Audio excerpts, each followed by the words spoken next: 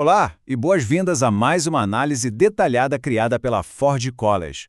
Hoje, a missão é colocar aquele capacete de engenharia e fazer um verdadeiro tour pela fábrica. A gente vai explorar a fundo o maquinário interno da nuvem Solana. O objetivo aqui é olhar bem de perto os componentes e os papéis que fazem toda essa engrenagem girar sem dar nenhum solavanco. Bora lá?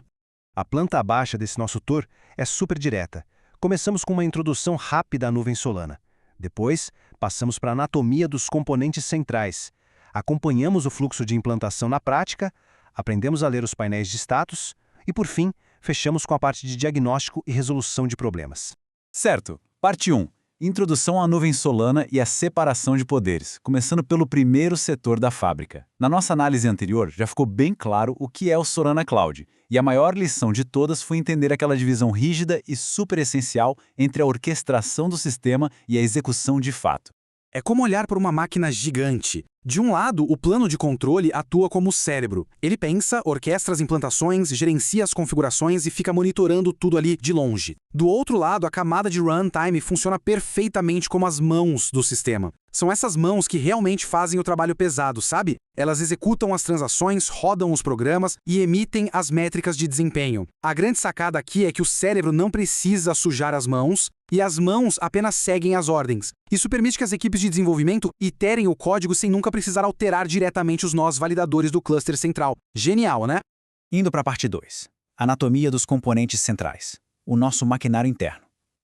Agora que o foco está bem ajustado, é hora de chegar mais perto dessas engrenagens que formam esse sistema incrível. Bom, o mergulho nos detalhes começa exatamente aqui, com esse inventário da fábrica.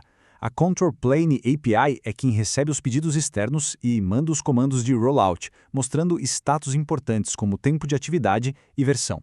Logo depois tem o Deployment Agent, ou agente de implantação. A função dele é puxar os arquivos e instalar tudo de forma autônoma, sempre reportando a última sincronização.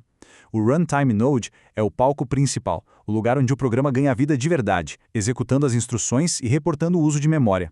E claro, não dá para esquecer do serviço de chaves, que emite credenciais temporárias, nem do pipeline de observabilidade, que coleta os logs incansavelmente.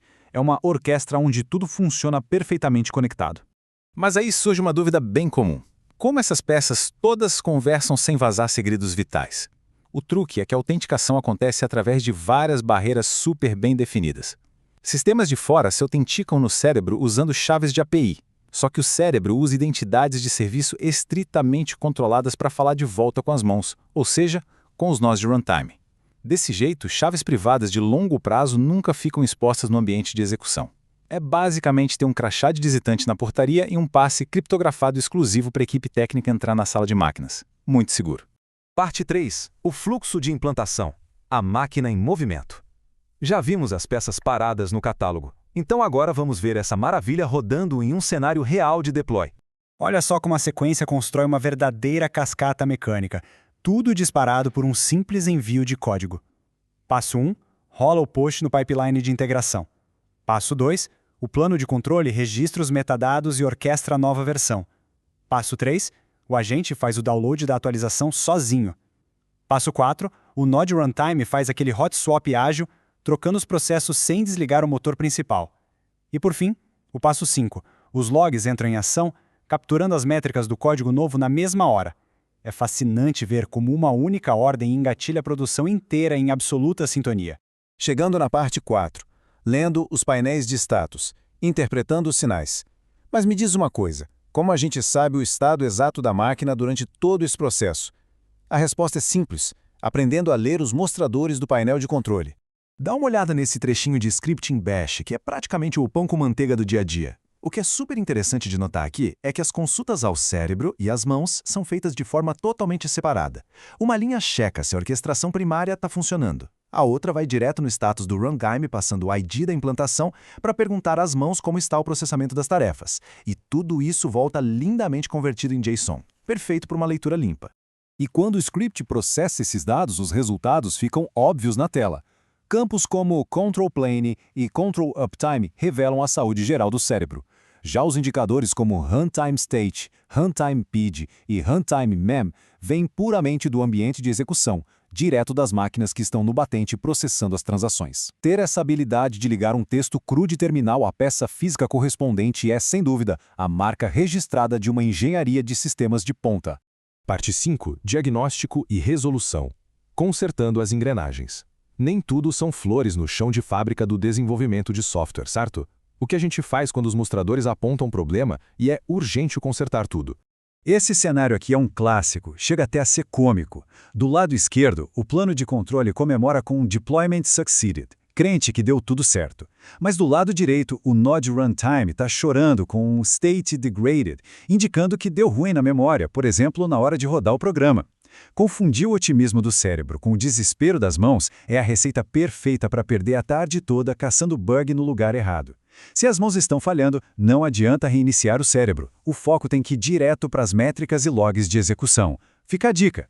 Para não ter hesitação nenhuma na hora do aperto, essa matriz atua como um verdadeiro mapa da mina.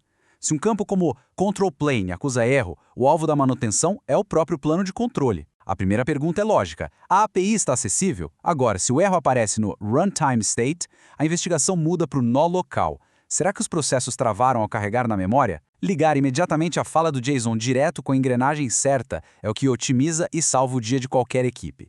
Resumindo a ópera, existem 3 regrinhas de ouro para um diagnóstico impecável. Primeira, associar os campos lidos às responsabilidades de cada peça antes de tomar qualquer atitude. Segunda, sempre checar a data e a hora. Afinal, focar em log antigo é pedir para não achar a causa raiz do problema atual. E a terceira, priorizar os logs de execução do runtime quando a falha for lentidão ou erro de operação, mas correr para os logs do plano de controle quando a dor de cabeça for com orquestração ou tokens de acesso. Simples assim. E para fechar essa nossa jornada pela estrutura da nuvem, fica uma reflexão fundamental.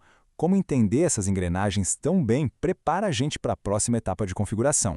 Bom, sabendo exatamente onde cada peça se encaixa, instalar ferramentas e autenticar o ambiente deixa de ser um jogo frustrante de adivinhação, vira um processo claro, direto e super preciso. Entender a anatomia interna é a ponte para manipular tudo no mundo real com segurança total. Esta análise estruturada foi orgulhosamente criada pela Forge College. Como educação de excelência é a chave para inovar, não deixe de visitar o portal em forge.college para aprofundar os conhecimentos nas engrenagens do Solana e acessar recursos incríveis sobre o ecossistema Web3. O aprendizado não para por aqui, até a próxima lição.